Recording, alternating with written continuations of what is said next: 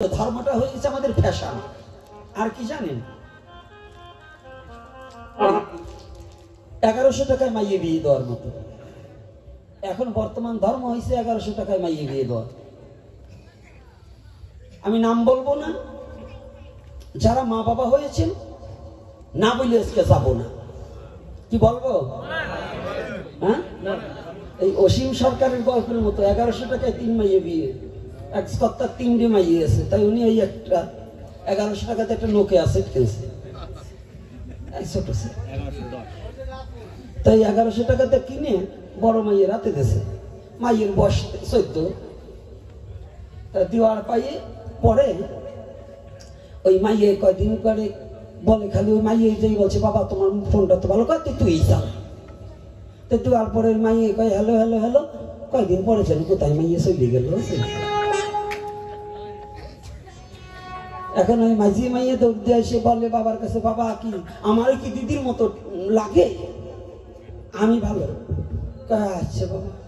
এনে বাবা তো মনে মনে চিন্তা করি, একটা বিনা পয়সায় ছাড়াইছি, তো এটাও যাই নাকি। তো দেশের মোবাইল মাইয়ের কাছে, তো মাইয়ে ওই মাঝিটা ওই রান্নাঘরের পিছনে যে কয় হ্যালো হ্যালো হ্যালো, ওটাও দেখে কয়দিন পর চলে গেল। এইবার ছোট মাইয়ে বয়স প্রায় 11-12 হবে, ওটাও ওই রকম কয়, বাবা কি দুইজন কাছে দিয়ে আমি যাবো না, আমার কাছে মোবাইল দাও, আমি শক্ত আছি। ওইটা ওই গাটে পথে বলে হ্যালো হ্যালো হ্যালো। 1 বছর যা কিনে যেতে আগে ছিল 11, এইবার হয়েছে 12। এই 12 বছরের মাইয়ে এই কার সদর দিক চলে সাথে চলে গেল। এখন ওই দাঁত যাইয়ে গল্প দিচ্ছে, কয় কি, দাদা তোমার 3 মাইয়ে বিয়ে দিলে কেমন কি টাকা পয়সা খরচ দিচ্ছে? মাত্র 1100 টাকা। কি করি? কয় মোবাইল কিনছিলাম 1100 টাকায়। ওরা কয় হ্যালো হ্যালো, 3টা আস্তে আস্তে 3 দিকে চলিয়ে গেল। তো ওই যে সদরদ্দি সলগোর সাথে হ্যালো হ্যালো করে চলে গেছিল, সদরদ্দি ছেলেগোর সাথে বসবেন কথাটা কি, 10-এর ঘরের পর্যন্ত নামতা আছে। এই 10-এর ঘরের পর্যন্ত নামতা পৃথিবীর যেখানে বাংলাতে গণিত পড়ানো হয়, গণিত পড়াতে হলে এই বাংলাদেশের হিন্দু হোক, মুসলমান হোক, বৌদ্ধ হোক, খ্রিস্টান হোক, যারা সনাতন ধর্মের আগের আদর্শলিপি যাদের পড়া আছে, তাদের সনাতন ধর্মটা কি তাদের জানা আছে। আদর্শলিপির প্রথমে 1 চন্দ্র 2 পক্ষ। গণিতের মধ্যে 1 চন্দ্র 2 পক্ষ, 3 4 5 6 700 8 9 10। তাহলে সীতানাথ বসাকে যে আদর্শলিপিটা ছিল, এর মধ্যে কি বুঝাতে চেয়েছে, এই 10টা সংখ্যার মধ্য দিয়ে সংখ্যা 9টা, শূন্যটাকে যদি আপনি ডাইনে বসিয়ে দেন, তাহলে এই 1-এর সম্মান 9 গুণ বেড়ে গেল। আগের আছে 1 আর 9 বেড়ে গেল, তাহলে কত হলো? 10 হয়ে গেল। তাহলে একটা 0 অর্থাৎ শূন্য, বিন্দু নয়, শূন্য। শূন্যটা হতে হবে মাঝখানে ফাঁকা, আর বিন্দু হচ্ছে মাঝখানে কোনো ফাঁকা থাকতে পারবে না। এই যারা আজকে শিক্ষক, অনেক শিক্ষক আছে আমি জানি, কিন্তু সনাতন ধর্মে এখান থেকে শুরু করলে যদি এই শুধু এই 10টা সংখ্যার মধ্যে যদি কার মানব জীবনটাকে পরিচালনা করতে পারে, সে মহাপুরুষ হয়ে যাবে বিশ্ব চরাচরে, তাতে কোনো সন্দেহ নেই। শুধু এই 10টা সংখ্যাকে উপলব্ধি করা, এই 10টা সংখ্যা কি। আজকে একজন কলেজের লেকচারারও আছেন, বাবু যদিও বয়স্ক হয়ে যান, রিটায়ার্ড হয়তো, তাই না, রিটায়ার্ড পারছেন, আমগ্রাম থেকে এসেছেন বাবা, কিন্তু তথাপি তিনি জানেন, কিন্তু এগুলো আমরা জানি কিন্তু মানি না। সনাতন ধর্মের অধিকাংশ ছেলে মেয়েরা জানে কিন্তু মানে না। এখন বর্তমান সনাতন ধর্মটাকে মানা লোক খুব কম। শুধু একটা ধুতি পরলাম, সনাতনের ঘরে নাম লেখালাম, আর একটা মালা নিলাম, এখানে দুর্গা পূজা করলাম, এখানে কালী পুজো করলাম, এতেই সনাতনী হওয়া যায়। এটা করেও মেলচ্ছ হয়ে, এটা করেও সে মেলচ্ছ। যদি সনাতনের তত্ত্বটাকে উপলব্ধি না করে ধর্ম করতে গিয়ে যদি অধর্মের প্রকাশ ঘটায়, তাহলে সে কি? রাধে রাধে। কি বাবা, মেলচ্ছ হবে না? ধর্মকে আশ্রয় করিয়া যদি অধর্মটাকে বিকাশ ঘটানো হয়, তাহলে এটা ধর্ম নয়, এটা অধর্মের বাস। আর যেখানে হয় অধর্ম, জানবে সেখানে পিতৃপুরুষ সহ কুল হয় নাশ। এই অধর্ম হলে কুল নাশ হয়, এই কথাটা আমি বলিনি, শ্রীমদ্ ভগবদ গীতায় বলছে। অর্জুন বললেন, হে কৃষ্ণ, আমি যুদ্ধ করিতে চাই না। কেন? আমার আত্মীয় স্বজন, বন্ধুবর্গ, ভ্রাতাগণকে হত্যা করিলে পরে আমার যে কুলবধূগণ থাকবে তারা পথভ্রষ্ট হয়ে যাবে, তাহাতে যে সন্তান উৎপাদন হবে, বর্ণসংকর হইবে, এই বর্ণসংকরের দ্বারা আমার কুল এবং পিতৃপুরুষগণ নরকে ভূপতিত হইবে। কি আছে কিনা? রাধে রাধে। একেবারে আগাত্তে গোড়া পর্যন্ত যারা গীতা অধ্যয়ন করেন, এই কথা আছে কিনা? আচ্ছা, তাহলে আমাদের সনাতন ধর্মে গীতা পড়ি কিন্তু গীতা মানি না। পড়া জিনিস আলাদা আর মানা জিনিস আলাদা। আজকে আমি বলছি, আজকে আমার এই বিমল বাবা, অমল বাবার বাড়িতে একটু আলাদা প্রকৃতির আলোচনা হবে। কেন? যেহেতু আমার বাবা আজকে বলছে যে সমাজ সংস্কার করার কথা বলছে না। আচ্ছা, এই সমাজকে সংস্কার কি করে করব যদি নিজে সংস্কার না হই? আমার মহাপ্রভু সংস্কার করবে বিধায় অবনীতে এসে ব্রাহ্মণ কুলে জন্মগ্রহণ করে ব্রাহ্মণত্ব পরিত্যাগ করে জাতির বিচার না করে সমস্ত জাতিকে বক্ষে টেনে নিলেন। এমন দয়াল পৃথিবী থেকে আর হবে?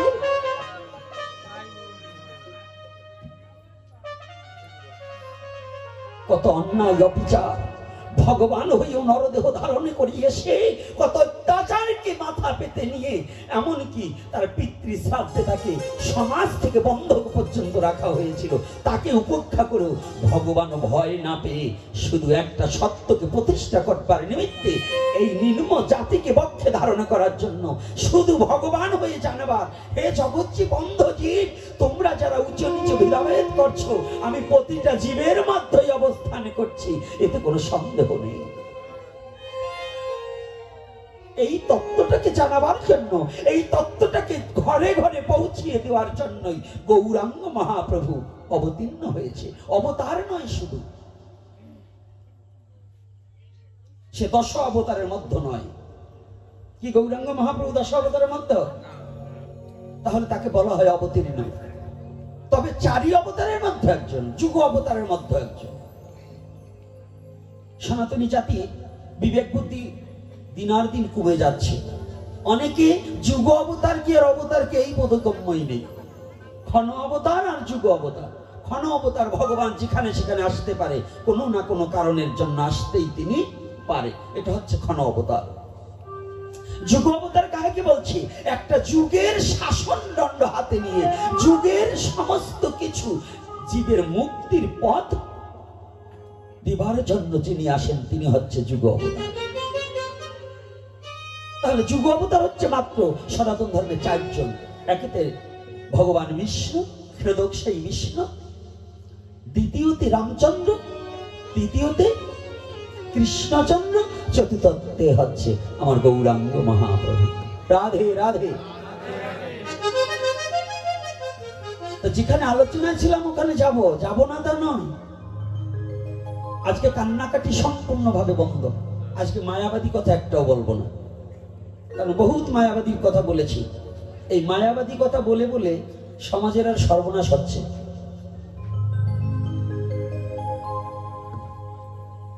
তাহলে কি উগ্রতা বলবো? না, উগ্রতা না, সত্য যেটা সেটাকে প্রকাশ করতে হবে। আর সত্যই সনাতন। যে সত্য বলতে জানে না সে সনাতনকে মানে না।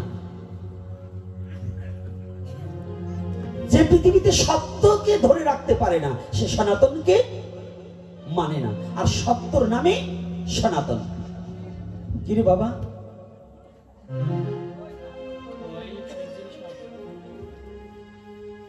তাহলে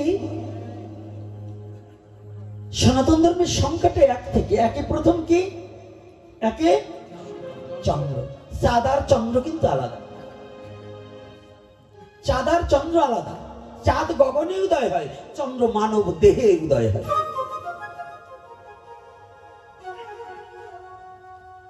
আমি এর আগে এই চৌরিবাড়িতে পাঠ করে যাওয়ার পরিপাকে আমাকে একজন মোবাইলে শোনাচ্ছে, বাবা আপনি বলছেন এই কথার পরিপাকে দেখেন কি বলে। এটা আমাকে বলুক, আমার কোনো দুঃখ নেই। যদি ছেলেরা আমাকে মারে তাও কোনো দুঃখ ছিল না, কিন্তু বুড়োগুলো যে বিদ্রুপ ভাবনা, তাদের চিন্তা চেতনা দূরীভূত হয় না, এগুলো আর কবে মানুষ হবে, এটা নিয়ে খুব চিন্তিত সমাজ। যে বুড়ো চুলদারি পাকাগুলো যে আর কবে মানুষ হবে। কারণ দেহটা মানুষের মতো, গ্রামের মাতবার সাজি, সমাজের মাতবার সাজি আমাকে নিমন্ত্রণ না করলে ওই বাড়ির মহোৎসব হতে দেবো না, আমাকে নিমন্ত্রণ না করলে আমাকে মেয়ের বিয়েতে দ্বন্দ্ব বাধাই দেবো, ওই বিয়ে যাতে ভালো মতো না হয়। এই শয়তানি বুদ্ধিটুক ছাড়তে পারিনি, আবার সমাজ আমি বড় নেতা সাজতে চাই। আছে কিনা? এই চৌরিবাড়ির ঘটনাতে আমি একটা কথা বলেছিলাম যে বাউল গান নিয়ে, তাতে সেটার আলোচনা সমালোচনা। তা আজকে এই যে তত্ত্বটা বলছি, চাঁদ আর চন্দ্র, চাঁদ হয় গগনে উদয় আর চন্দ্র হয় ৬০ ফোঁটা রক্তের দ্বারা ১ ফোঁটা চন্দ্রের জন্ম হয়। এইবার বুঝতে পেরেছেন চন্দ্র কাহাকে বলা হয়? একে চন্দ্র, এক থেকেই পৃথিবীর সৃষ্টি, এক থেকে পৃথিবীর সৃষ্টি। কি থেকে? ব্রহ্ম কত প্রকার?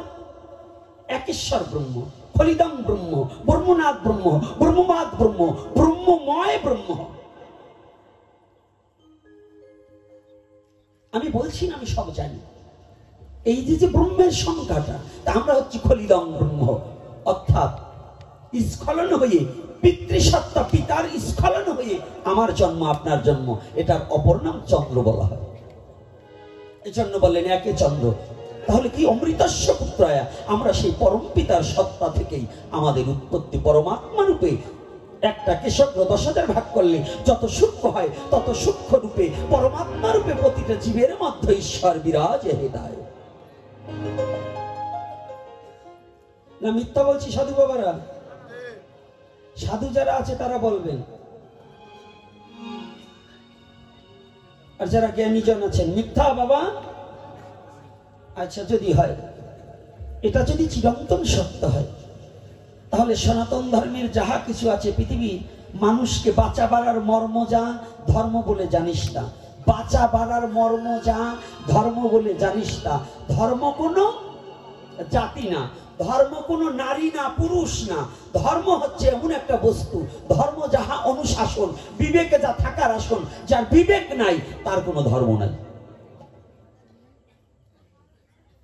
যে সাধু হোক, শিক্ষিত হোক, অশিক্ষিত হোক, যে বিবেকবান নাই, শুধু গ্রাজুয়েটেশন হলে, শুধু সার্টিফিকেট থাকলে সে যে বিবেকবান এটা নয়, অবিবেকী হতে পারে। হতে পারে কি না বাবা? কি বাবারা যারা বসে আছেন সম্মুখে, কি শুধু শিক্ষিত হলে কি সে বিবেকবান? অনেক অনেক সময় দেখা যায় মূর্খের চেয়ে ওই শিক্ষিতটাই চোর বেশি।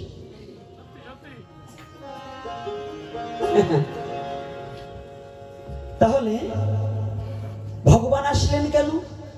ভগবানের আসার কোনো প্রয়োজন নেই। এই জীবের শান্তি প্রকল্পে জীবকে একটু একতাবদ্ধ করার নিমিত্তে আমার গৌর হরি পর্যন্ত, আমার দয়াল নিতাই চাঁদ পর্যন্ত মায়ের খেয়েছেন শুধু স্বামীলতার রক্ষা করতে গিয়ে।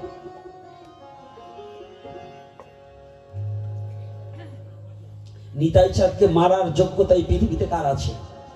সে ইচ্ছা করে মায়ের খেয়েছে, তথাপিও জগৎ জীবকে প্রেম দান করবার নিমিত্তে নিতাই চাঁদের করুণা কত অটুট রেখেছে। এই কলিহত জীব সেই দয়াল নিতাই চাঁদকে ভুলে গেছে, সেই গৌরকে ভুলে গেছে, শুধু রং তামসা এবং ভণ্ডামিতে মত্ত হয়ে বসে আছে।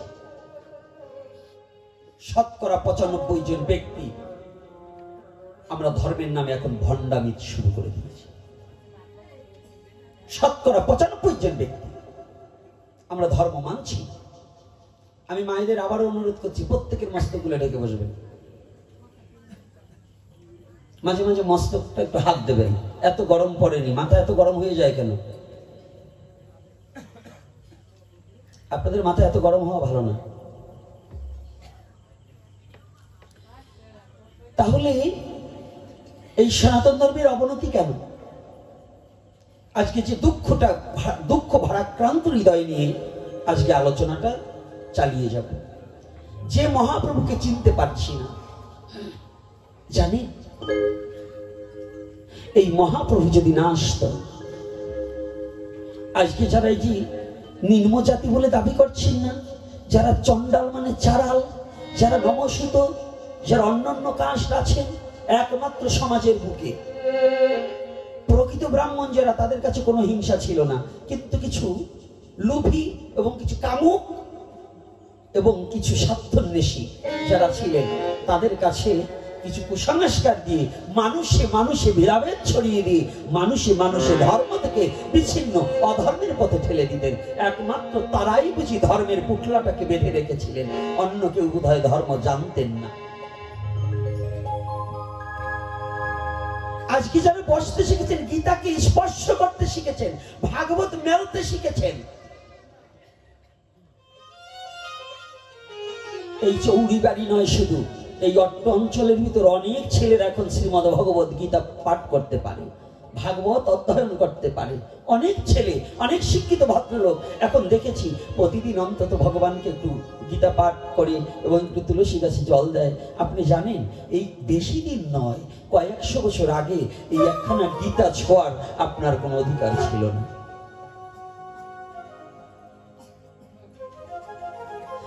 এখনো আজ অবধি সনাতনী জাতিদের মধ্যে একটা নোংরা কথা আছে যে গীতা যদি ভুল পাঠ করা হয় তাহলে তার অপরাধ হয়, যাতে অল্প শিক্ষিত লোক গীতাকে স্পর্শ না করে। কি বলা হয় কিনা? আর আমি চৈতন্য চরিতামৃত থেকে দর্শন দেখিয়ে দেবো, আমার মহাপ্রভু বললেন ওটা কোনো কিছু নয়। গীতা এবং শাস্ত্র অধ্যয়ন আলাদা, শিক্ষিত হলে নয়। এই শাস্ত্র অধ্যয়ন শিক্ষিতর সাথে কোনো সম্পর্ক নয়, শাস্ত্রটা কিন্তু শিক্ষিতর সাথে সম্পর্ক নয়। একদিন পাবন অবতারী শ্রীমানে গৌর হরি সংকীর্তন রতইতা সংকীর্তনের পিতা, হরিনাম করিতে করিতে করিতে করিতে শিরোধনী গঙ্গার পার দিয়ে ছুটে চলেছে আগণিত ভক্ত তাহার পিছে ধেয়ে হেঁটেছে। অগণিত ভক্ত হরিনাম করছে আর মহাপ্রভু নৃত্য করছে, নিতাই চাঁদ নৃত্য করছে, বক্রেশ্বর পণ্ডিত নৃত্য করেছে।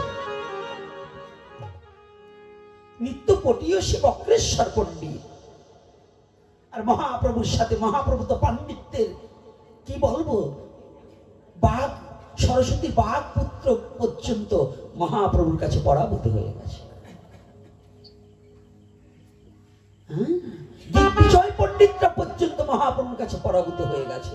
আর কত শত পণ্ডিত মহাপ্রভুর পিছনে পিছনে পাণ্ডিত্য অর্জন নয়, আজকে ওই যুক্তিবাদী ছেড়ে দিয়ে ভক্তিবাদের অন্বেষণে আজ মহাপ্রভুর পিছনে পিছনে ছুটে চলছে। যুক্তি দ্বারা ভগবানকে পাওয়া যায় না যদি ভক্তি তার মধ্যে লুকায়িত না থাকে। শুধু যুক্তি দিয়ে কখনো ভগবত ভজন হয় না, ভক্তির মধ্য দিয়ে ভগবত ভজন হয়। আজকে যখনই হেঁটে চলছে, হঠাৎ করে পাশে একটা, ওই সুরধনী গঙ্গার পাশে একটা বৃক্ষ নিচে বসে একজন ভক্ত কি যেন একখানা গ্রন্থ পড়ছে, আর দুটি চোখের জলে বক্ষ প্লাবিত হয়ে যাচ্ছে। যে গৌরকে দেখার জন্য লক্ষ লক্ষ জীব যার পিছনে ছুটছে, আর ও ব্যক্তি পাশ দিয়ে গৌর হেঁটে যাচ্ছে, কোনো লক্ষ্য না করে শুধু কাঁদছে। এই ভক্তের সমাজেও তো কিছু বেশধারী ভক্ত আছে, কিন্তু পরের দোষ খোঁজার জন্য বসে আছে, এরকম ব্যক্তি আছে না? তো একজন বলতেছি, কারো অন্তরের কথা তো কেউ জানে না, অন্তরের কথা একমাত্র অনাদির আদি গোবিন্দ ছাড়া কেউ বিশ্ব জগতে বলিতে পারে না। এক ভক্ত বলে উঠেছে, ওই পাশে গিয়ে দেখছে যে উনি কি অধ্যয়ন করে, তো গিয়ে দেখতে পাচ্ছে একখানা শ্রীমদ্ ভগবত গীতা পাঠ করছে, কিন্তু যা বলে সব ভুল। যদি একটা সঠিক বলে 13টা তার ভুল বলে,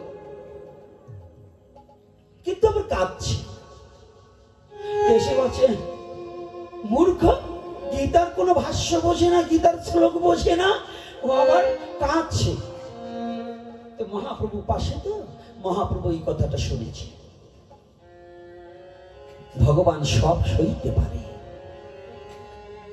ভগবান বললেন আমাকে যদি কেউ আঘাত দেয় সেটা আমি সয়ে নিতে পারি, কিন্তু যদি কেউ আমার ভক্তকে আঘাত করে ওই আঘাত আমি কোনোদিন সয়ে নিতে পারি না।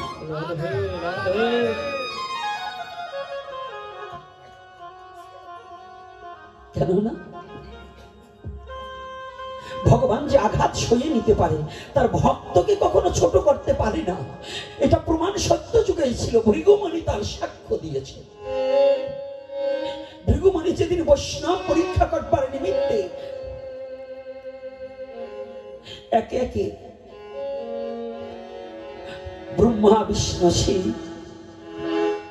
মানে নারায়ণ ভগবান ক্ষীরোদক্ষী নারায়ণ ব্রহ্মাকে পরিত্যাগ করি, শিবকে পরিত্যাগ করি।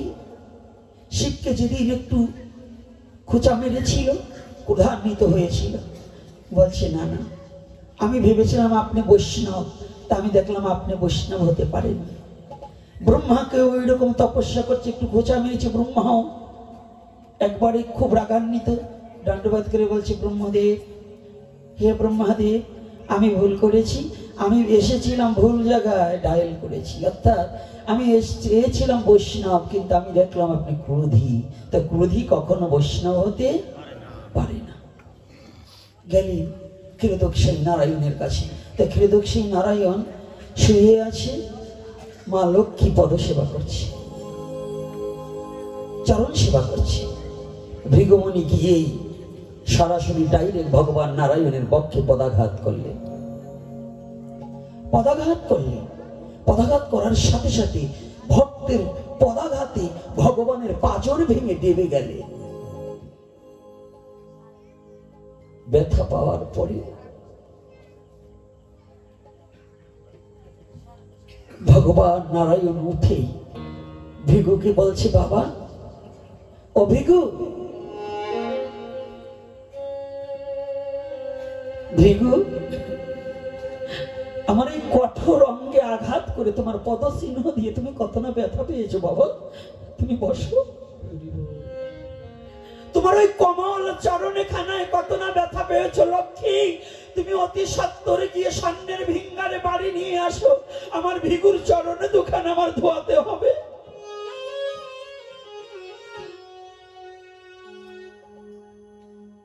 ভগবান হইও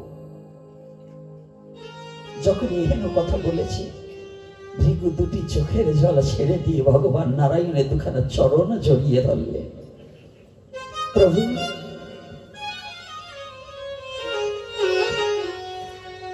আমি খুঁজেছিলাম একজন বৈষ্ণব, আমি তো আপনার, আপনি সেই বৈষ্ণব ধর্ম প্রবর্তক, আপনি সেই বৈষ্ণব, ইহা ছাড়া আর কোন বৈষ্ণব আমি খুঁজে পেলাম না। ভগবান বললেন, ভৃগু, ভৃগু বলছে, প্রভু আমি তোমার কোমল অঙ্গে আঘাত করেছি। বলছে, না না ও ভৃগু, ভক্তের পদচিহ্ন আমার দেওয়া অলংকার, আজ হতে যত পুরুষ জাতি হবে তার এই বুকের মাঝখানে ভাঙাই থাকবে। প্রতিটা পুরুষ জাতির এই মাঝখানে দেখুন খোঁজ আছে, এটা ভৃগু পদচিহ্ন।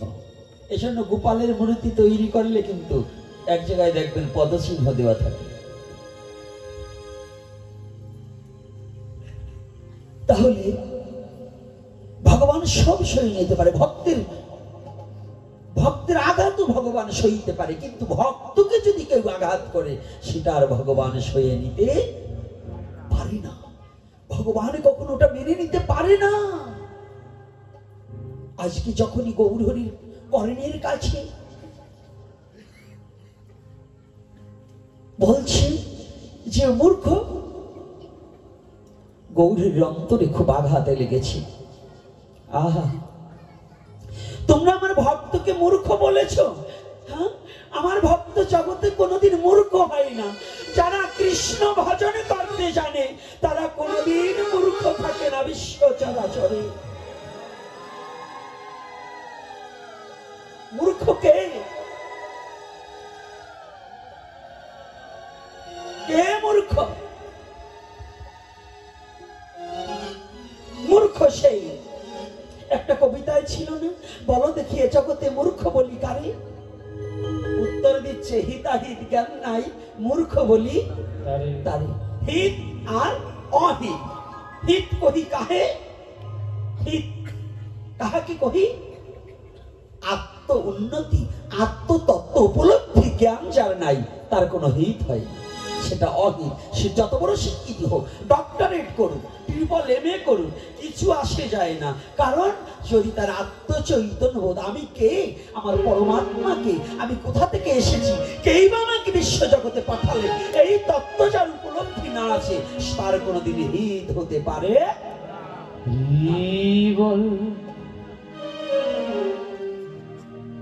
তাহলে পরম তত্ত্ব জানিলে পরে তৈ সে হিত হয়। পরম তত্ত্ব কাহাকে কহি? পরম তত্ত্ব পরমাত্মার জীবাত্মা সম্বন্ধে যারা অবগত আছে, পরমাত্মা পরমেশ্বর জীবাত্মায় আমি, এই দুইয়ের মিলনে ঘটিলেই তোমায় দেখা দিবে জগৎ স্বামী।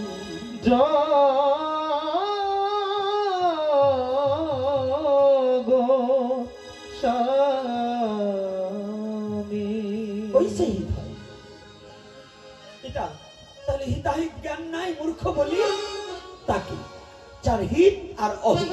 তাহলে আমার ভক্ত কখনো মূর্খ হতে পারে না। কৃষ্ণ ভক্ত কি মূর্খ?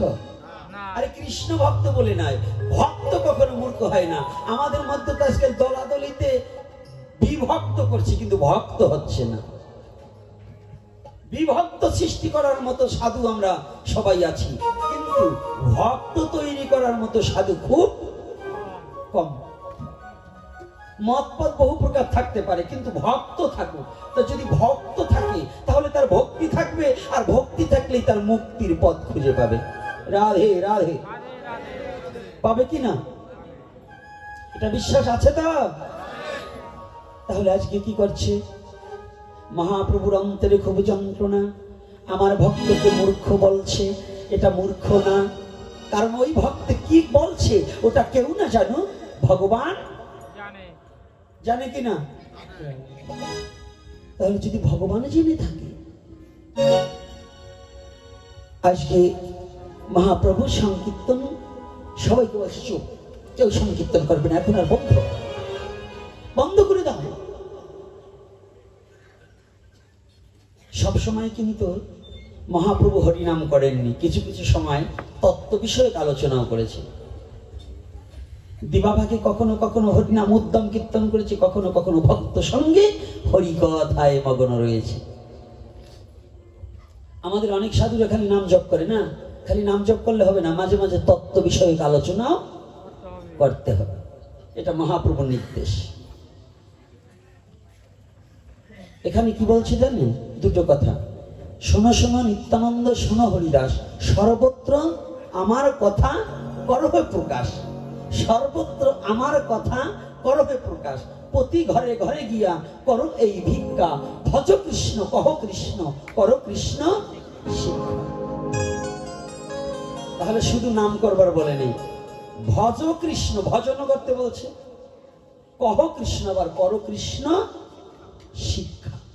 তাহলে এখানে তিনটা কথা রয়েছে, কিন্তু আমরা তো একটু বলেই হরি বল, খালি নাম জপো নাম জপো। আরে খালি নাম জপ না, নামের সাথে প্রেমও ঢুকাতে হবে। আর ওই প্রেম ঢুকতে হলে ভগবানের লীলা চরিত আস্বাদন করতে হবে। তাহলে এই লীলা চরিতের মধ্যে কি বলছি? যখনই এই কোনো কথা হবে না, কোনো কথা বলবে না, যখন কথা বন্ধ হয়ে গেছে না, মহাপ্রভু ধীরে ধীরে গিয়ে, যে ব্যক্তি গীতা অধ্যয়ন করছে তার নাম হচ্ছে ব্যঙ্ক ভট্ট, তার নাম হচ্ছে ব্যঙ্ক ভট্ট। লেখাপড়া জানে না, তো ব্যাঙ্কভট্ট গীতা পাঠ করছি, কাঁদছে, কিন্তু মহাপ্রভু পিছনে এসেছে এটা সে কোনো খেয়ালই রাখেনি। হঠাৎ করে কয়েক মিনিট হয়ে গেছে, যখন একটু বামে তাকিয়েছে, হঠাৎ করে দেখতে পায় মহাপ্রভু এসে বসেছে। ব্যাঙ্কভট্ট চমকে উঠেছে, কি প্রভু,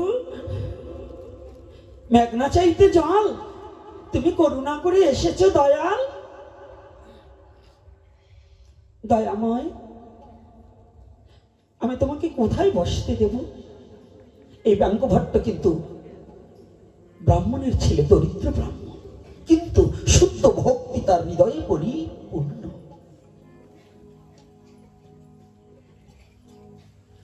ব্যাঙ্কভট্ট গায়ের যে ছেঁড়া উত্তরীখানা ছিল, মহাপ্রভুকে পেতে দিয়ে বলছে, প্রভু তুমি এসেছো বান্ধব, জীবনে কোনোদিন আমি তোমাকে ডাকতে পারিনি, জীবনে কোনোদিন তোমাকে আমি ভালোবাসতে পারিনি, জীবনে কোনোদিন তোমার চরণ প্রান্তে তোমার চরণের দাস হওয়ার যোগ্যতা আমার নেই। তবে তুমি কৃপাময়, তো তুমি কৃপা করবার নিমিত্তে ছুটে এসেছো আমার কাছে। তুমি যখন এসেছো, তোমাকে বসবার দেব এমন কোন জায়গা আমার নেই। তবে গৌরহরি যে আসনখানা দিয়েছি, কৃপা করে তুমি এই আসনখানা উপবেশন করে তুমি একটিবার বসে আমাকে ধন্য করো প্রভু।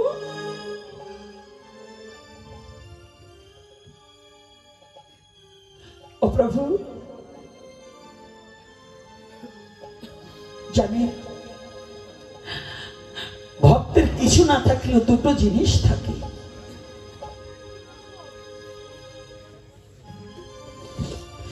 এই বিশ্ব জগতে যারা শুদ্ধ কৃষ্ণ ভক্ত তারা ভিখারি হয়ে যায়, তাদের অন্য কিছু থাকে না, শুধু দুটো সম্বল থাকে, আর কিছু থাকে না।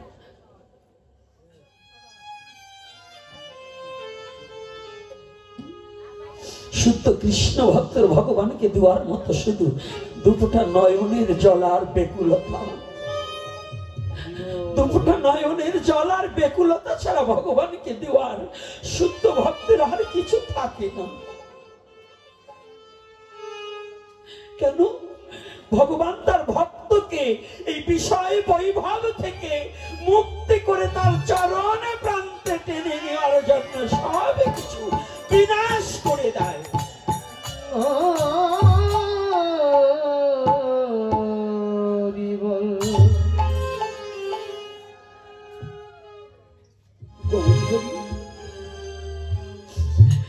এই বিশ্ব জগতে আমি তোমাকে একটু বসতে দেবো, আমার তো কিছু নেই। প্রভু, আমার কি আছে আর কি দিব, গৌর আমার কি আছে আর কি দেব, গৌর আমার কি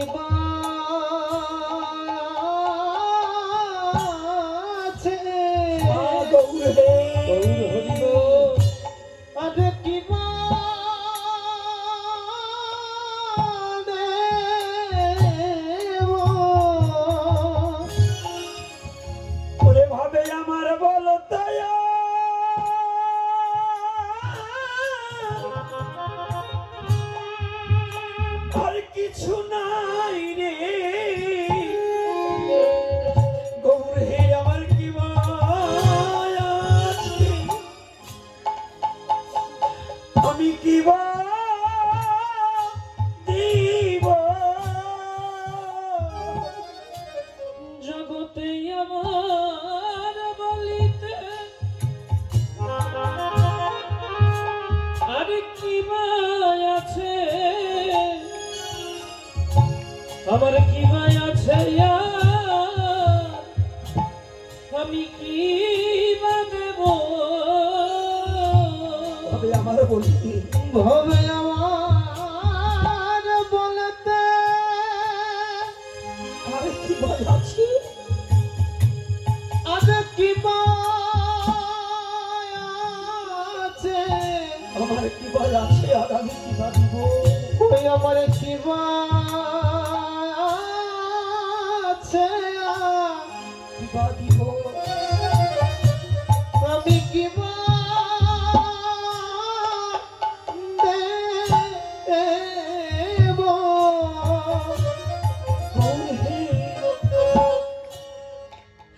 কেবল তোমার চরণ ছাড়াই আমার আর কিছু নাই রে, তোমার চরণ ছাড়াই আমার আর কিছু নাই রে, তোমার চরণ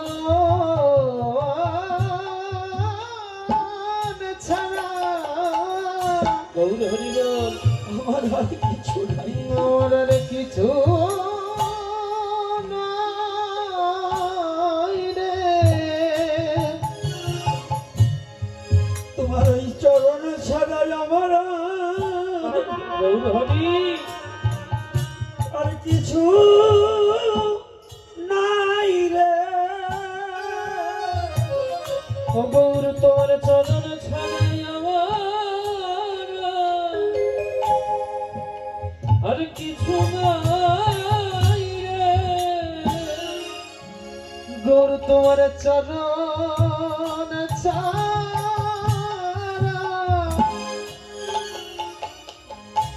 আমার আর কিছু নাই রে। ওরে বালা বালা, আমি কোথায় যাব, তোমার চরণ ছাড়াই আমার আর কিছু নাই রে, বলো বলো জয় নিতাই গৌর হরিবল।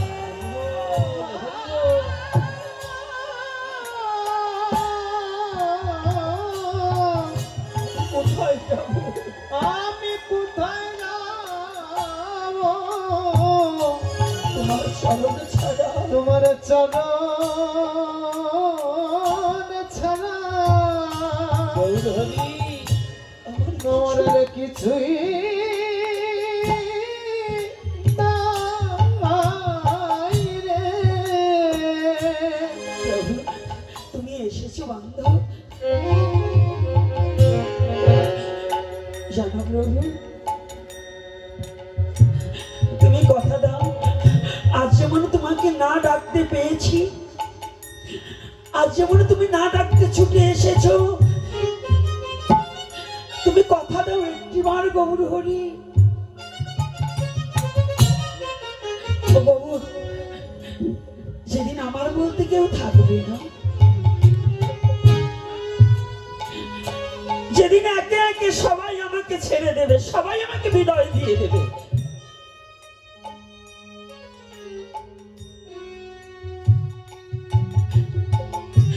সেদিন আমি তোমাকে ভুলে গেলেও তুমি আমাকে ভুলে যাবে না, কথা দাও।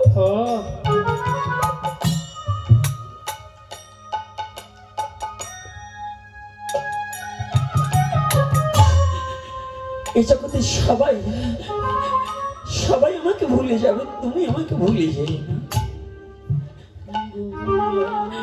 জানো প্রভু, আমিও যদি তোমাকে ভুলে থাকি, তুমি আমাকে ভুলে থেকো না, সেদিন কৃপা করে তুমি এসে আমাকে ভব নদী পার করে দিও।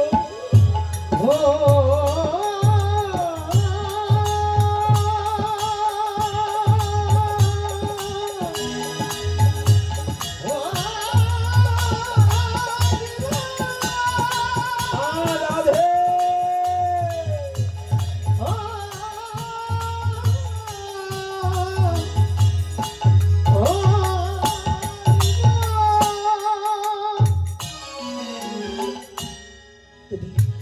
আমাকে ভুলে যেও না প্রভু। সবাই ভুলে যাবে, শুধু আজকে ব্যঙ্গভট্টের কথা নয়, আমাদের জগতে জীবের সবার কথা, আপনি স্ত্রী পুত্র পরিজন বন্ধু বান্ধব সবাই ভুলে ভুলে যাবে, একমাত্র ভগবান গৌর হরি ভুলবে। সবাই ভুলে যাবে, জগতের সবাই ভুলে যায়। স্বার্থ যখন কমে যায় সবাই আমাকে দূর দূর করে দাঁড়িয়ে যাবে, সবাই ভুলে যাবে, সবাই আমাকে ভালোবাসে স্বার্থের নেশায়। যখন স্বার্থ থাকবে না আমাকে ভালোবাসবে না। আমি গোপীনাথ আসলে কথা বলতে প্রভু বলাচ্ছে, তাই আপনারা ভালোবেসে আমাকে আপনাদের চরণ প্রান্তে ঠাই দিয়েছেন। এমন একদিন আসতে পারে আমি কথা বলতে পারবো না, সেদিন কেউ আমাকে ডাকবেন না। এই মায়ার জগতে যারা এসে সবাই স্বার্থের বিনিময়ে ভালোবাসে, কিন্তু স্বার্থ ছাড়া একজনই ভালোবাসে, তিনি আমার অনাদিরাদি গোবিন্দ পরম পুরুষ পরমেশ্বর ভগবান কৃষ্ণ। এছাড়া বিশ্বজগতে স্বার্থ ছাড়া কেউ ভালোবাসে। মায়াবাদী কথা বলবেন স্বার্থ ছাড়া ভালোবাসে শুধু আমার মা, মিথ্যা কথা। প্রত্যেকটা মাও চায় আমার সন্তান বড় হবে, আমি যখন বৃদ্ধ হব আমি ঘরে বসে ভালো মন্দ এনে দেবে, আমি খাবো। ছেলে আগে কত ভালো ছিল, মায়েরা অনেক মায়ের আছে, ছেলে আগে ভালো ছিল, আমি যা বলতাম তাই শুনতো। ছেলে যখনই বিয়ে করিয়েছি আমার ছেলে আমার কথা শুনে, এরকম বলে বেড়ায়, মিথ্যা কথা। অর্থাৎ একটু স্বার্থে কম পারলে আমার বদনাম সারা বিশ্ব জগৎ ছড়িয়ে দেবে। কিন্তু আমাকে যিনি পাঠিয়েছেন, আমার ভগবানের নাম করছি না, ভগবানের কখনো ভজন করছি না, ভগবানের কখনো তার চরণে একটু পুষ্পাঞ্জলি দিচ্ছি না, ভগবান কি কারো কাছে আমার বদনাম করে বেরোচ্ছে? রাধে রাধে করে, তাহলে স্বার্থ তার আছে? আমার স্বার্থের জন্য ভগবান পৃথিবীতে সবকিছু সৃষ্টি করেছে। এই পৃথিবীতে যাহা কিছু সৃষ্টি আছে মানুষের জন্য সৃষ্টি করেছে, কিন্তু ওই পশু পাখি কীট পতঙ্গের জন্য মানুষ সৃষ্টি করেনি। মানুষের জন্য পশু পাখি কীট পতঙ্গ বৃক্ষ তরুলতা আদি চন্দ্র সূর্য আকাশ বাতাস জল পৃথিবীর সমস্ত কিছু একমাত্র মানুষের জন্য ভগবান সৃষ্টি করেছে। একটা না একটা কাজে লাগবে। আপনি যদি ঘৃণা করে একটা যোগ ফেলে দিলেন, অথর্ব বেদ তাতে ওই যোগটার গুণবলী দিয়েছে, একটা মানুষের এমন একটা বেদি হতে পারে ওই যোগের রক্ত দ্বারা সেই বেদিটা নির্মূল হয়ে যাবে। আপনি তাকে ঘৃণা করছেন, ভয় পাচ্ছেন। সর্প, এই সর্পের বিষ দ্বারাও মেডিসিন তৈরি করা হয়, শুধু এ যুগে নয়, সত্য যুগ হইতে প্রবাহমান বিষয় বিষয়।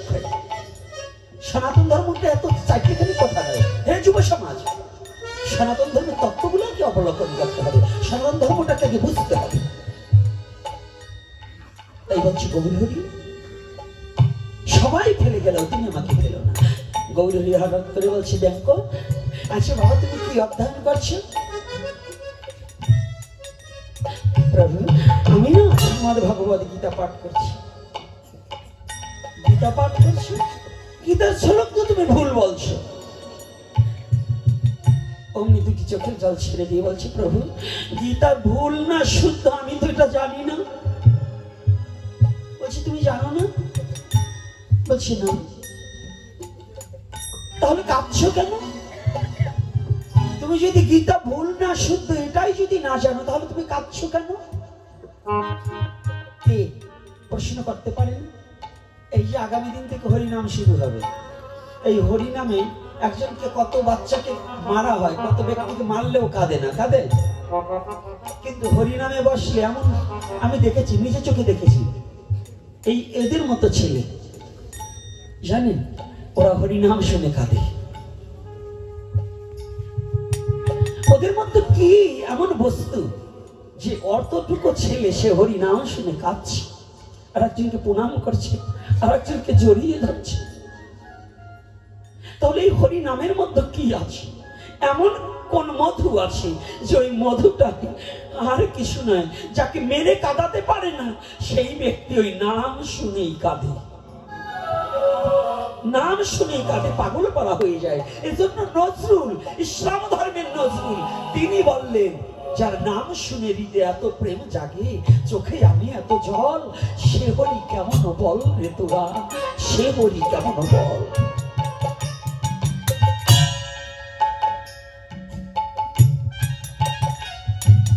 কথাটা বোঝা গেছে? একজন অহিন্দু ভদ্রলোক তিনি ব্যক্তির এই নামের প্রশংসা, ভগবানের প্রশংসা কতটা করেছে, যেটার নাম শোনা মাত্রই এত হৃদয়ে প্রেম হয়, এত আনন্দ হয়, আর সেই ব্যক্তিকে দেখলে সে কি ঘরে থাকতে পারে? আর সেই সৃষ্টিকর্তাকে দেখার সৌভাগ্য একমাত্র সনাতন ধর্মে আছে, অন্য কোন ধর্মে সৃষ্টিকর্তাকে দেখার সৌভাগ্য নেই। কারণ ঈশ্বর নিরাকার, সেই নিরাকার সনাতন ধর্মে সাকার হয়ে সনাতন ধর্মের ভক্তের সাথে ভগবান দেখা করে কিনা বাবা? যত শিক্ষিত ভদ্রলোক আছেন, মিথ্যা বলছি না, সত্য। তাহলে এই সুযোগটা কোন ধর্মে আছে? জোরে হবে, কোন ধর্মে? একাদশীও নাই, পূর্ণিমাও নাই, তুমি কি না খাইয়ে রয়েছেন নাকি? জোরে জোরে বলবেন। আজকে প্রসাদের ব্যবস্থা আছে নাকি?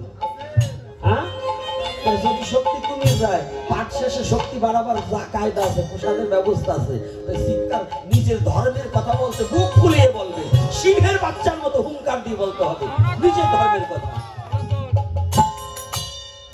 আর বলবেন কেমনি? জায়গায় তো দুর্বল, আপনার তো এমনি দুর্বল হয়ে গেছে। তাহলে পৃথিবীতে একটাই ধর্ম, যে ধর্মে সাক্ষাৎ ভগবান দেখা যায়। কি দেখা যায় কি না রাধে? সেই ধর্মটাই সনাতন ধর্ম, যে ধর্মে ভগবান বারে বারে একবার নয়, বারে বারে আসিতে হয়, যদি তাকে ডাকার মতো ডাকা যায়।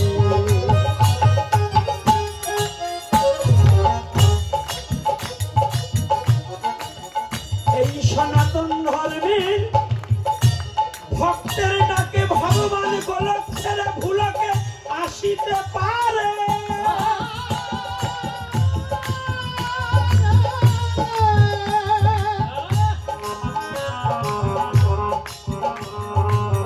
সন্তান কাঁদিলে মা ঘরে থাকিতে পারে না, ভগবানকে ভক্ত যদি নয়নের জলে ভেসে ভেসে ডাকে,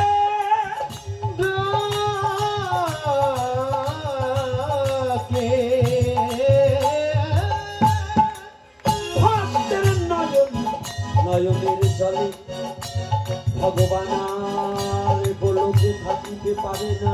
সে মানুষের দেশে মানুষ সেজে এই মর্তলোকে নেমে আসে। তাই বারবার সনাতন ধর্মে ভগবান আসিতে পারে, আসিতে পারে। যদি তুমি ডাকার মতো ডাকো, দেখা পাবে, হৃদয় মাঝে উদয় হবে।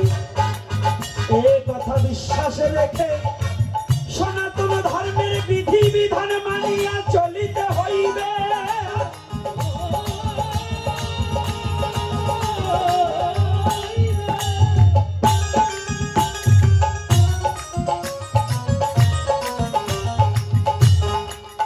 বিশ্বাস করবি যদি কর, মানুষ ধরবি যদি ধর, বিশ্বাস করবি যদি কর, মানুষ ধরবি যদি ধর। ধরার মতো ধরে মানুষ, ধরার মতো ধরে মানুষ, মরার মতো মর। বিশ্বাস করবি যদি কর, করবি যদি কর, বিশ্বাস করবি যদি কর, ধরবি যদি ধর। ওরে এই মানুষের মধ্যে আছে সেই মানুষের ঘর,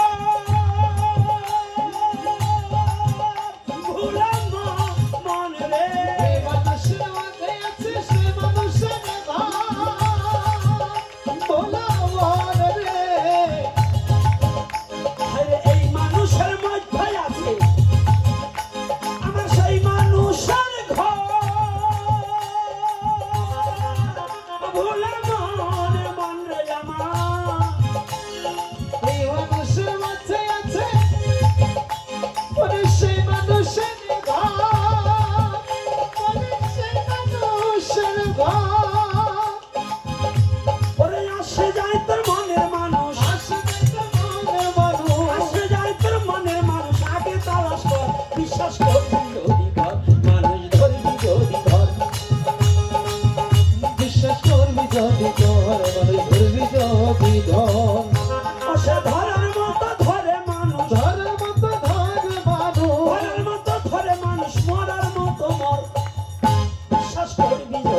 ধরবি যদি ধর বিশ্বাস করবি যদি ধর মনে ধরবি যদি ধর তাহলে বিশ্বাস প্রেম ভক্তি এই তিনেই জীবের হইবে মুক্তি। কি কি? বিশ্বাস প্রেম ভক্তি এই তিন না থাকিলে জীবের হয় না কোনো মুক্তি। খালি যুক্তিতে মুক্তি হয় না, যুক্তি দেওয়ার লোক অভাব নেই কিন্তু ভক্তি তো কম। তাই মহাপ্রভু বলছে ব্যাঙ্ক ভট্টর ঠাই তুমি পাঠ করছো গীতা শ্লোক হয় নাই তবে তুমি কাঁদছো কেন তাই। মহাপ্রভুর কাছে আমার ব্যাঙ্ক ভট্ট বলে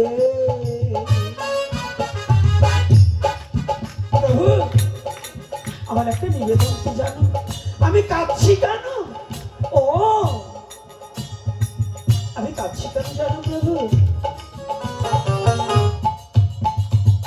আমি কাঁদছি এ কারণেই আমার পরম দয়াল গুরুদেব আমি যেদিন দীক্ষা গ্রহণ করি, আমার গুরুদেব জানেন আমি মূর্খ, আমি লেখাপড়া জানি।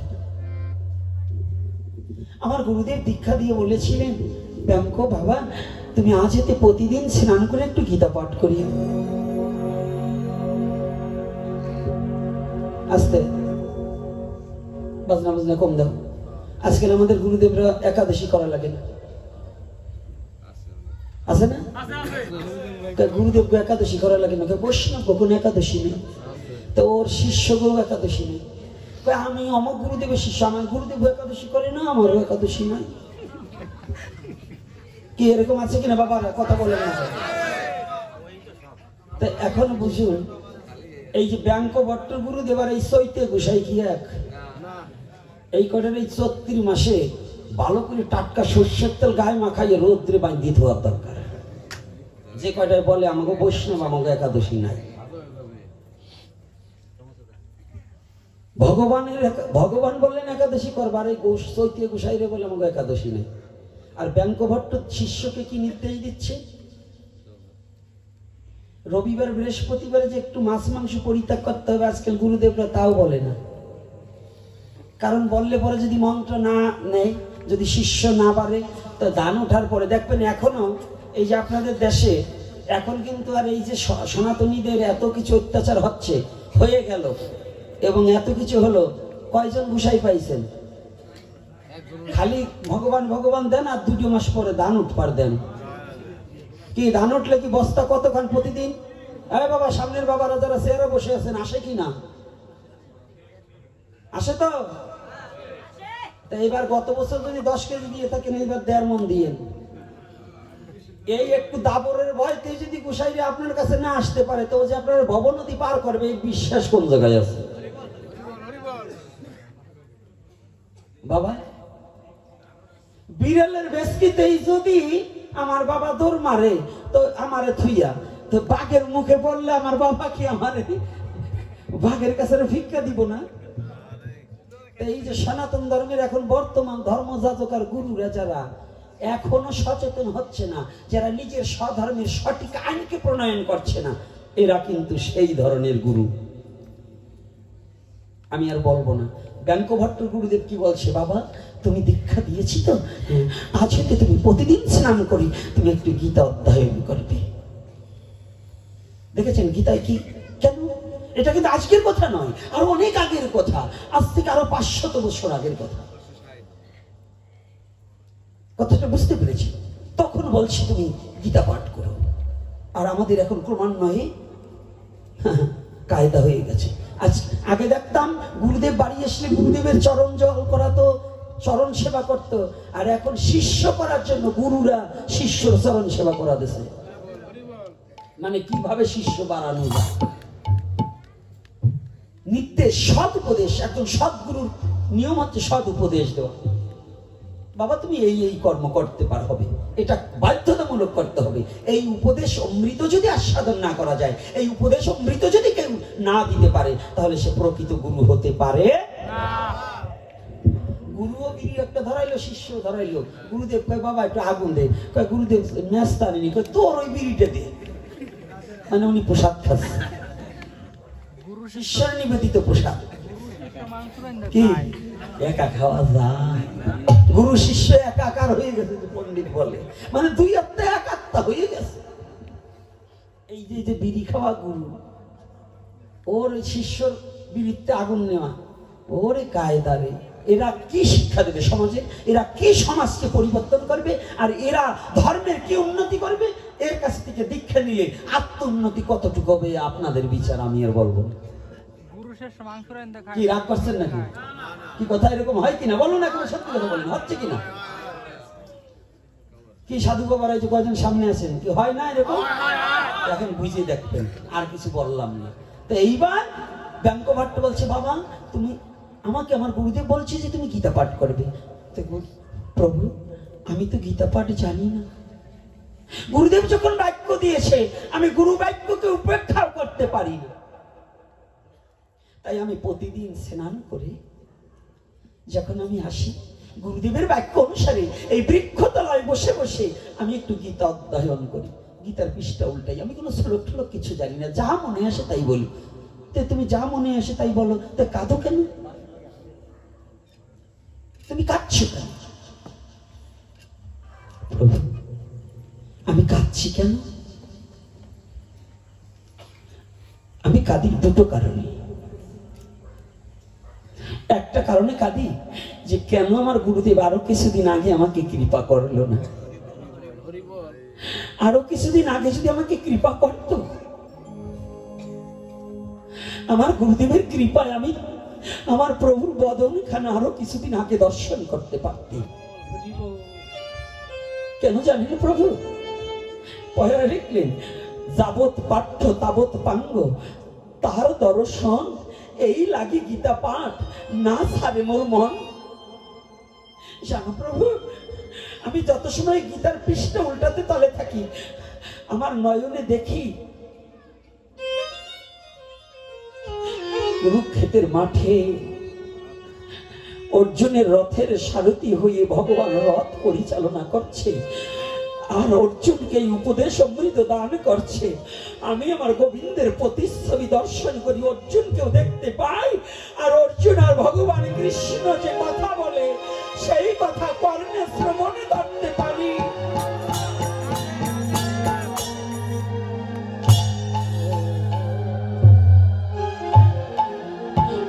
ওই কথা যখন আমার কানে ভেসে আসে,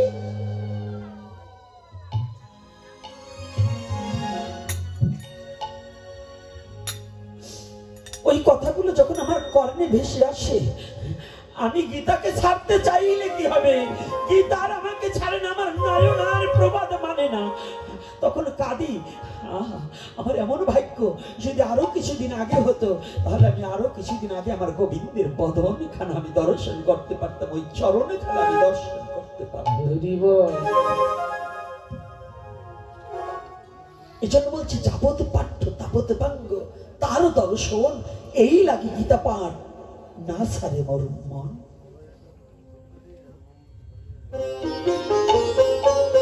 মহাপ্রভু ডাকতে বললেন, এই তোমরা না বলেছিলে আমার ভক্ত মূর্খ, তোমরা এদিকে আসো, শোনো শোনো আমার ভক্তের কথা শোনো। আমার ভক্ত কখনো মূর্খ হয় না। মহাপ্রভু বললেন, ব্যাঙ্ক ভট্টকে বুকে জড়িয়ে ধরে বললেন, এই তো গীতা তত্ত্ব সার, গীতা পাঠে আছে তব কেবল তোমার অধিকার।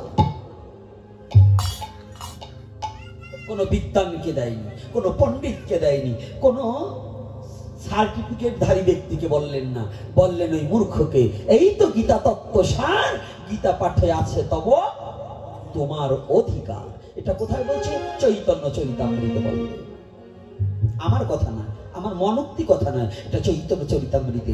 এজন্য গীতা পাঠ, ভাগবত পাঠ যে যাই অধ্যয়ন করুক, রিডিং পড়া নয়, ওটাকে ভিতরে অনুভূতির জগতে ভিতরে না নিলে সে কখনো ওই প্রেম ভক্তি উপলব্ধি করতে পারবে না। তো ধর্মটা হয়ে গেছে আমাদের ফ্যাশন। আর কি জানেন? 1100 টাকায় মাইয়ে বিয়ে দেওয়ার মতো এখন বর্তমান ধর্ম হয়েছে। 1100 টাকায় মাইয়ে বিয়ে দেওয়া। আমি নাম বলবো না, যারা মা বাবা হয়েছেন না বলে আজকে যাবো না। কি বলবো? হ্যাঁ, এই অসীম সরকারের গল্পের মতো 1100 টাকায় 3 মাইয়ে বিয়ে। এক কর্তার 3টে মাই আছে, তাই উনি এই একটা 1100 টাকাতে একটা নোকিয়া সেট কিনছে, ছোট সেট। তাই 1100 টাকাতে কিনে বড় মাইয়ের হাতে দিয়েছে। মাইয়ের বয়স 14। তা দেওয়ার পাইয়ে পরে ওই মাইয়ে কয়দিন করে বলে, খালি ওই মাইয়ে যেই বলছে বাবা তোমার ফোনটা তো ভালো কয়, তুই চাল। তো দেওয়ার পরে মাইয়ে কয় হ্যালো হ্যালো হ্যালো, কয়দিন পরে ছিল কোথায় মাইয়ে চলে গেল। এখন ওই মাঝি মাইয়ে দৌড় দিয়ে এসে বলে বাবার কাছে, বাবা কি আমার কি দিদির মতো লাগে? আমি ভালো। আচ্ছা বাবা। এনে বাবা তো মনে মনে চিন্তা করি একটা বিনা পয়সায় ছাড়াইছি, তো এটাও যাই নাকি। তো দেশের মোবাইল মাইয়ের কাছে, তো মাইয়ে ওই মাঝিটা ওই রান্না করে পিছনে যে কয় হ্যালো হ্যালো হ্যালো, ওটাও দেখে কয়দিন পর চলে গেল। এইবার ছোট মাইয়ে বয়স প্রায় 11-12 হবে, ওটাও ওই রকম কয় বাবা কি দুইজন কাছে দিয়ে আমি যাবো না, আমার কাছে মোবাইল দাও, আমি শক্ত আছি। ওইটা ওই গাটে পথে বলে হ্যালো হ্যালো হ্যালো। 1 বছর যা কিনে যেতে আগে ছিল 11, এইবার হয়েছে 12। এই 12 বছরের মাইয়ে এই কার সদরের দিক চলে সাথে চলে গেল। এখন ওই দাঁত যাইয়ে গল্প দিচ্ছে, কয় কি দাদা তোমার 3 মাইয়ে বিয়ে দিলে কেমন কি টাকা পয়সা খরচ দিচ্ছে? মাত্র 1100 টাকা। কি করি? কয় মোবাইল কিনছিলাম 1100 টাকায়। ওরা কয় হ্যালো হ্যালো, 3টা আস্তে আস্তে 3 দিকে চলিয়ে গেল।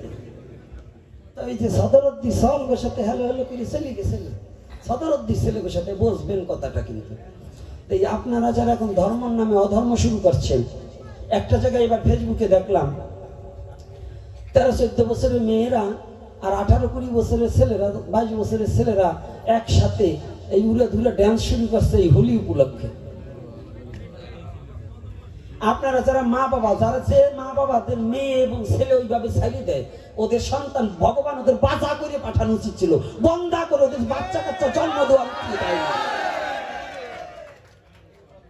ওদের জন্ম দেওয়া ওরা কি ব্যবসার জন্য দিয়েছেন, বিনা পয়সায় মাইয়ে বিয়ে দেওয়ার জন্য এগুলো করে নাকি? ধর্মটা এটা হুলি খেলা নয়, এটা দোল উৎসব নয়, এটা কখনো গৌর পূর্ণিমা নয়, এটা শুধু নোংরামি এবং দেহ ব্যবসার একটা পলিটিক্স। এই মা বাবাদের সচেতন হয়। এই প্রত্যেকটা মা বাবা হচ্ছে লজ্জা ছাড়া মা বাবা, যাদের মেয়ে ছেলেগুলো ছেড়ে যায়। সনাতনী জাতি এত বড় নির্লজ্জ হলে চলবে না। সনাতন ধর্ম হচ্ছে সবচেয়ে পবিত্র ধর্ম। আপনি জানেন, এবার ইউটিউবে দেখবেন খুলে, কত জায়গা অহিন্দুরা এসে হিন্দুদের এই হোলি উৎসবে ঢুকে পড়েছে।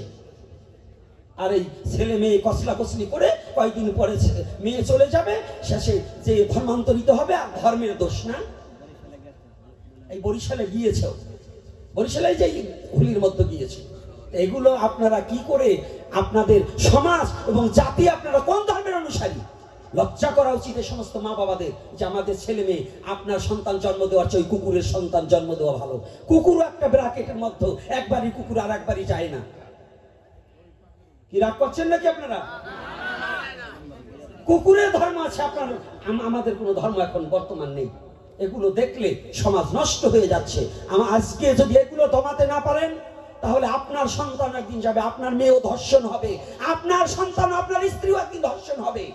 দেখুন বাংলাদেশে যেভাবে 8 বছরের মেয়ে আসিয়া পর্যন্ত নিষ্কৃতি পায় না, তার মৃত্যুবরণ করতে হয়েছে। তারপরে পঙ্গু একটা মেয়ে ভিক্ষা করে খায়, তাকে ধর্ষণ করা হয়েছে। এই বরিশালে বরগুনাতেও ধর্ষণ হয়েছে। সারা বাংলাদেশে যেভাবে বাছের মধ্যে ধর্ষণ হচ্ছে, আর আপনাদের এই যুবতী মেয়েগুলোকে একটা যুবক ছেলের কাছে ছেড়ে দেন, এই যে ধর্ষণ হবে না, এর কি মানে আছে? আপনি যদি সঠিক পিতা হন, আপনার মেয়ের সম্মান রক্ষা করা আপনার দায়িত্ব। আপনি যদি মা হন আর ছেড়ে দিচ্ছেন, কি কারণে? এগুলো কি ধর্মের নামে কি অধর্ম নয়? আপনারা অকাম করবেন, শেষে দায় পড়বে সরকারের। প্রশাসনের কাছে যাবেন, প্রশাসন আমাকে বিচার দেয় না, এজন্য প্রশাসন দায়ী নয়। এজন্য দায়ী প্রথম হচ্ছে আপনার সমাজ এবং আপনারা মা বাবা। আর দ্বিতীয়তে যে যে সংগঠন, যে যে কমিটি গঠন হয়েছে, এই কমিটির গুলো হচ্ছে আরো বদমাশ। এই বদমাশ গুলো হচ্ছে টাকার লোভে এইগুলো করে।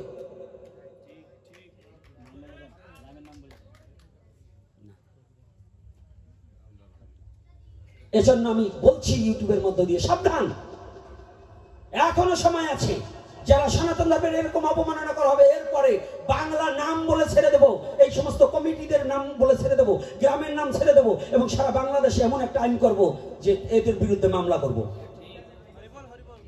যদি সনাতন ধর্মের অশ্লীলতা বন্ধ না করে এদের বিরুদ্ধে মামলা করা হবে। আমি সরাসরি বললাম আমি বাদী হয়ে মামলা করব। এজন্য আমি সর্বপ্রথম ইউটিউবের মধ্য দিয়ে বলে দিতে চাই, হুলি খেলা নয়, সনাতনী কোনো ধর্মের মধ্যে যদি উড়াধুরা নাচ হয় যেখানে হবে, হ্যাঁ যুব সমাজ, সেই কমিটির আগে পিটাতে হবে। কারণ আমার সনাতনী ধর্ম, যদি তোর নাইট ক্লাব খুলে নিবি, যদি তোর করতে হয়, তোর স্ত্রীকে তোর মেয়েকে আগে নাচাবি, তারপরে এই নাচানাচি সনাতন ধর্মের যুবক যুবতীকে নষ্ট করার জন্য তোরা ডাকবি। এজন্য আমি অনুরোধ করছি আপনারা মায়েরা বাবারা যারা আজকে এখানে এসেছেন, আপনাদের সন্তানকে কোনো অশ্লীল নৃত্য এবং অশ্লীল পরিবেশে ধর্মের নামে অধর্মকে প্রচার করা সেখানে যাবার দেওয়া যাবে। কি কষ্ট পাচ্ছেন আমার কথায়? ভাববেন ভাগবতে কেন এই কথা বলছেন? ভাগবত কোথায় বলবো যদি আমার পাত্রই তৈরি না হয়, আমার ধর্ম যদি রসাতলে যায়, আমার জাতি যদি রসাতলে যায়, আমার মেয়েকে যদি ধর্মান্তরিত হতে হয়, আমার মেয়ে যদি ধর্ষিত হয়, তাহলে এজন্য আমার কি ভাগবতের কথার দাম আছে? কি দাম আছে? আর এরপর থেকে যদি এই আশেপাশে গ্রামের যদি দু একটা মেয়ে ধর্মান্তরিত, এই জন্য ওই কমিটি আগে দায়ী হবে।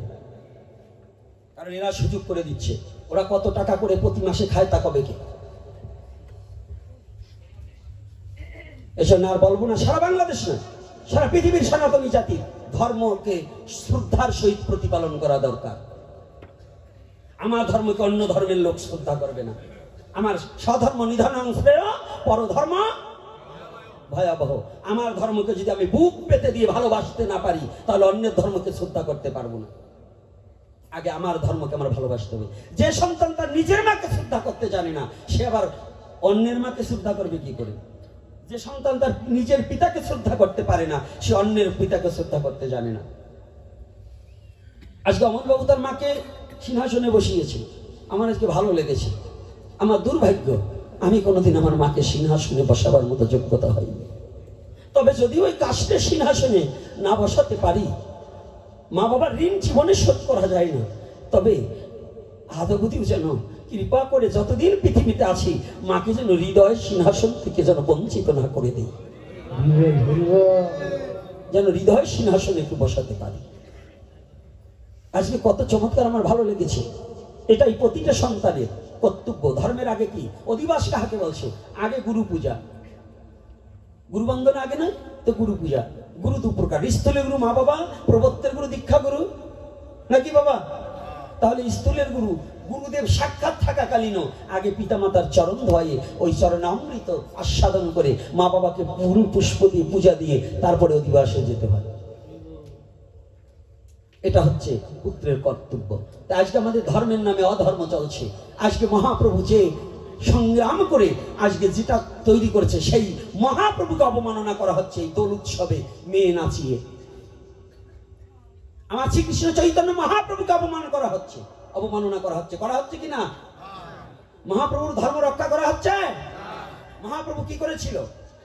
এর কষ্টের কথা কি বলবো? মহাপ্রভু নিজে, এই যে আপনাদের আজকে আমি যে কথাটা বলছিলাম একটু ব্যতিক্রম আলোচনা করবো, সেই কথাটা বলছি একটু শুনুন। বর্ণবাদ, আজও বর্ণবাদ বাংলাদেশে ছড়িয়ে আছে। বাংলাদেশে সারা বিশ্বে সনাতনীদের মধ্যে বর্ণবাদ এখনো ছড়িয়ে আছে। এই বর্ণবাদটাকে বামপদ দিয়ে দলন করার জন্য মহাপ্রভু নিজেই গর্বকে খর্ব করার জন্য, একমাত্র শুধু সত্য প্রতিষ্ঠার জন্য মহাপ্রভু এসেছিলেন। সেই মহাপ্রভুকে আমরা মানছি না, মহাপ্রভুকে আমরা কেউ মানছি না। মহাপ্রভু কি বলেছিলেন? যেই ভজে সেই ভক্ত, আর সব ছাড়, কৃষ্ণ ভজনে নাই জাতি কুলাদি বিচার। এ কথাটা কার? কৃষ্ণ ভজনে কোনো জাত আছে? কুল আছে? কেউ শুনে। যেই ভজে সেই ভক্ত, যে ভজন করবে সেই ভক্ত। এ কথা মহাপ্রভু হরিদাসকে কোলে নিয়েছিলেন। নিয়েছে না? হরিদাসকে বুকে টেনে নেয়নি? এমন দয়াল অবতার, প্রেমের অবতার কোথায় পাবে? কবে এসেছিল? কোন যুগে আসেনি, এই কলির যুগের জন্য এসেছে। আর সেই সুযোগ মাতাঞ্চাদের মতো পদে লিখেছেন, গুরু মাতাঞ্চাদ লিখলেন, পেয়ে এমন সুযোগ হলে বিয়োগ, শেষে কি আর পাবি সে? এই সুযোগে, এই কলির যুগে যার গৌর পদে রতি না জন্মিবে, তার এই মনুষ্য জন্ম ধন্য হবে, এই মনুষ্য জন্ম তার নিষ্ফল হয়ে যাবে। এই জন্য এই কলির যুগে রসের অবতার, প্রেমের অবতার, ভাবের অবতার, দয়ার অবতার একমাত্র গৌর হরি। এই গৌর হরি প্রতিটা জীবকে ক্ষুদ্র না ভেবে প্রাধান্য দেওয়ার নিমিত্তে সমস্ত জাতিকে একত্রিত করেছে। এই হরিবাসর, এই নাম যজ্ঞের আয়োজন কে করেছে? হ্যাঁ, মহাপ্রভু করেনি? এই নাম যজ্ঞ দেখছেন, এই নাম যজ্ঞের আদি অন্ত হচ্ছে মহাপ্রভু। শ্রীবাস অঙ্গন থেকে নাম উৎপত্তি। এজন্য অনেক সময় নামের আসরটাকে শ্রীবাস অঙ্গন বলা হয়। তাহলে এই মহাপ্রভু কেন করলেন? নামে কোনো জাতির বিচার নেই, নামে কোনো, তবে তখনকার নাম প্রচার আর এখনকার নাম প্রচার এক নাই। আপনাদের আর একটা কথা বলে যাচ্ছি, কোন কমিটি, এই যে আপনাদের মেলা বসছে, অমল বাবুরে বলবো, মেলার দোকানদাররা তো আপনাকে 10 লাখ দেওয়ার আশা আপনি করেন না। আপনার এই মেলায় আসতে হইলে পেঁয়াজ রসুন ডিম নিয়ে বসতে পারবে না, এইরকম আইন করবেন। এই বাংলাদেশে যত কমিটি আছে, নাম যজ্ঞ ঠিকই হচ্ছে, তারা নিরামিষ খাচ্ছে, কিন্তু ওখানে পেঁয়াজ রসুন ফুচকা দিয়ে, ডিম দিয়ে এবং হালিম পর্যন্ত বিক্রি হচ্ছে। এরকম আছে কি না? আচ্ছা, যদি এইগুলো বন্ধ না করেন তাহলে আপনারা নাম যজ্ঞ না দেওয়াই ভালো, তাতে আপনার পবিত্রতা হয় না। যাদের দিয়ে নাম দেওয়ান ওরাও কিছু রাক্ষস আছে, অর্থাৎ দলের লোকও কিছু রাক্ষস আছে। ওই রাক্ষসের দলগুলো ওরা কি করে, আপনার আসরের তে বেরোয় যায় দোকানে বসে ডিম 2-3টে মারে। এই বাংলাদেশের সবচেয়ে বড় কীর্তনীয় নাম বলবো না, আমি যার কীর্তন খুব ভালো শুনতাম, তারপরে এখন সামনে যে ওর আসর শুনি না। আমার নিজে চোখে দেখছি 2টো ডিম সিদ্ধ করে কালীগঙ্গার আসরে, জলির পর কালীগঙ্গা, ওই আসরে খেয়ে আরসি দিয়ে আবার একটু আরসি খাইছে, ওই ডিমের গন্ধ কবে আরসি খেয়ে ওই ডাইকে আসরে গেল, মুখও ধুইল না। আমি নিজে চোখে দেখেছি, তারপরের থেকে ওনার আসরে কীর্তন শুনি না। তাই এজন্য আমি বলছি, আপনারা কমিটিতে যারা কীর্তন দিচ্ছেন, চরণে হাত রেখে বলছি, এই নামই মুক্তির পথ এবং নামই থেকেই আপনার নরকের পথ। নাচিতে গাহিতে জীব নরকেতেই যাবে। তাহলে নরকে মজিবে, এটা কে বলছে? মহাপ্রভু বলছে, নাচিতে গাহিতে জীব। এর কারণ কি? 64 প্রকার অপরাধ। মহাপ্রভু বললেন, আমি তাকে দয়া করিব, কাকে? অপরাধ শূন্য হয়ে যে লইবে নাম, অপরাধ শূন্য হয়ে সদা লইবে নাম। তাহলে অপরাধ যতদিন পর্যন্ত মার্জনীয় না হবে, ততদিন পর্যন্ত এই নামে আমাদের ক্রিয়া হবে না। তাহলে কি করতে হবে? আপনাদের দল বায়না করার সাথে সাথে প্রত্যেকটা দলে বলবেন, কৃপা করে আপনারা বাইরের খাবার খেলে আমি আপনাদের বায়না করিব না, একটু সংযত থাকুক। এই জন্য এই ফুচকার দোকান, চটপটির দোকান, চানাচুরের দোকানে, পেঁয়াজ দেওয়ার দোকান, এইগুলো আপনাদের বন্ধ করা একান্ত দরকার। আছে কিনা? হ্যাঁ, আপনারা কি এটা রাজি কিনা? তাহলে এরপরে থেকে অনেক লোক হাত তোলেন নাই, মানে একটু খাই তো, এগুলো সম্বন্ধে তারা অন্য জায়গায় বেচুক, আপনারা পেঁয়াজ খান, আমার আপত্তি নাই, আপনি খেলে আমার বাবার কিছু আসে যায় না। কিন্তু আমার এই ধর্মীয় অনুষ্ঠানে যদি অপবিত্র করেন, এটা সম্বন্ধে আমি প্রতিবাদ করবই। এটা আমার মুখ আটকাতে পারবেন না। আমার মৃত্যু যদি হয়ে যায়, আমি এজন্য লড়াই চলছে, চলবে। একা গোপীনাথ মরবে, লক্ষ গোপীনাথ এই বাংলার বুকে তৈরি হবে, লক্ষ গোপীনাথ তৈরি হবে। আমি এটা মৃত্যুকে সাথে নিয়েই আমি বলি, আমি মরার ভয়ে যে কথা বলবো না এজন্য না। সত্য সনাতন আর সনাতনী সত্য, আমি এই কথাটাকে বিশ্বাস রাখি। যত ঝড় আসুক, এই ঝড় দিয়ে সনাতনকে দমানো যাবে না। এজন্য আমি চাই সনাতনী জাতি কুসংস্কারটাকে দূরীভূত করে দিয়ে, হিংসাটাকে ভুলে দিয়ে, হিংসাটাকে আগে ভুলাতে হবে। হিংসা যতদিন পর্যন্ত করবেন, ততদিন পর্যন্ত আপনার মুক্তি ঘটবে না।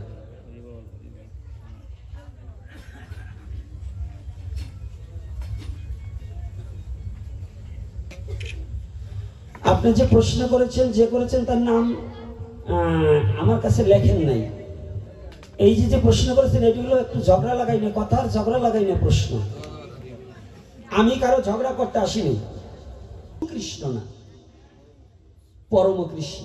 আগে শ্লোকের মানে চাইলো, আর শ্লোক আগে শাস্ত্র অধ্যয়ন করতে হবে, তারপরে এই ধরনের প্রশ্ন আমার কাছে করতে হবে। ওটা বলবো না। আমি একটা কথা বলছি, ক্ষণ অবতার যুগ অবতার। হরিচাঁদ ঠাকুর অবতার, ক্ষণ অবতার, যুগ অবতার নয়।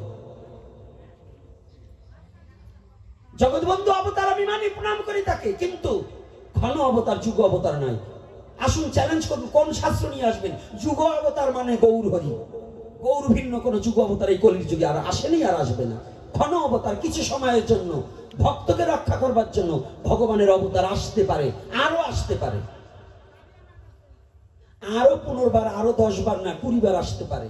কিন্তু যুগ অবতার 4 জন, নারায়ণ, রাম, কৃষ্ণ, গৌরাঙ্গ। এজন্য সনাতন ধর্মে এই নিয়ে ঠেলাঠেলি করেন না। এই ঠেলাঠেলি করতে করতে যদি পূর্ণ ব্রহ্ম হয়, এক মতুয়ার মধ্যে ভাগ এখন 4-5টা হয়ে গেছে। এটা সালা আর একটা আসালা, এটা বাবার শ্রাদ্ধ করবে আর এটা করবে না, বিভিন্ন একটা নিরামিষ দেবে আর একটা শুয়োর খাবে।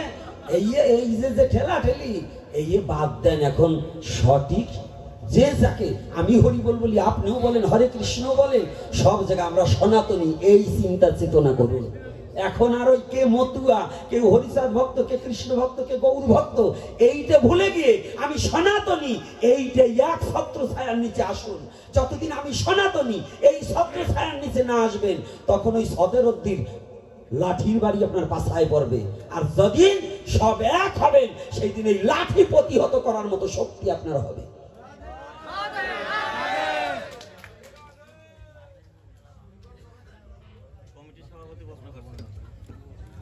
আরে যে করুন, ওইটা বলবেন কেন? ওটা কোনো বলা যাবে না। আমার বাবা বললো, আমার বাবার আমার স্থান নেই। কথাটা বোঝেন নেই? আমার বাবা প্রশ্ন করলে আমার বাবাকে ছাড় দেবো না, কারণ যেখানে প্রশ্ন হবে তার উত্তর দিতে হবে, আর সঠিক কথাটা আমার বলতে হবে না। আমি কি অন্যায় বলবো? যদি অমল বাবু দেয়, তাই অমল বাবুর আমি ছাড়িয়ে দিয়ে যাবো না। আমার এত ভয় নাই যে অমল বাবু আবার আনবে না, এই ভয়তে আমি কথা বলবো না, তা না। আনো আনো না আনো না আনো, একটা মুখ চলবেই, গৌর হরি চালাবে। বিশ্বে যখন মহাপ্রভু পাঠিয়েছে, আহার আমার জন্য নির্ধারণ করে দিয়েছে। এই জন্য তেল মেরে কথা বলে সনাতন ধর্মের ক্ষতি করব না। আমি আজকে তেল মেরে যাব, সনাতনের ক্ষতি করব না, সত্য যেটা সেটা বলে যাব। এজন্য আপনাদের আমি অনুরোধ করছি, চরণে হাত রেখে প্রতিটি সনাতনীকে, এক ছত্র ছায়া আমরা সনাতনী নাকি? আমরা কি? কে মতুয়া, কে কৃষ্ণ ভক্ত, কে গৌর ভক্ত, কে কালী ভক্ত, কে শিব ভক্ত, এটা পরে দেখবো। ওটা যার যার ভজনের অনুপাতে সে মুক্তি পাবে কিনা পাবে, ওটা তার ব্যাপার। কিন্তু আমরা সনাতনী, এক ধর্মের উপরে, এক নামের উপরে, একের উপরে চলতে হবে। রাধে রাধে। আপনারা যারা এসেছেন, দীর্ঘায়ী আলোচনা বাড়াবো না, সময়টা অতিবাহিত